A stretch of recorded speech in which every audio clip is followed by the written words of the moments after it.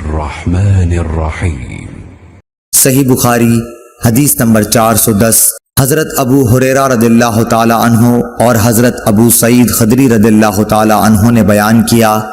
کہ رسول اللہ صلی اللہ علیہ وسلم نے مسجد کی دیوار پر بلغم دیکھا تو آپ صلی اللہ علیہ وسلم نے ایک کنکری سے اسے کھرچ ڈالا اور فرمایا، اگر تم میں سے کسی کو تھوکنا ہو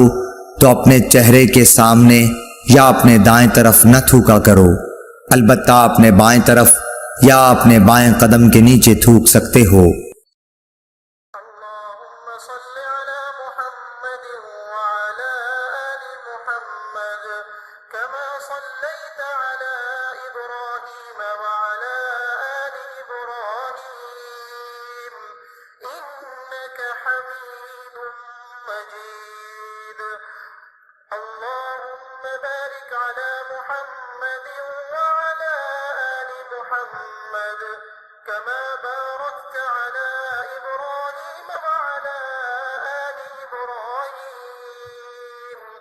إنك حميد مجيد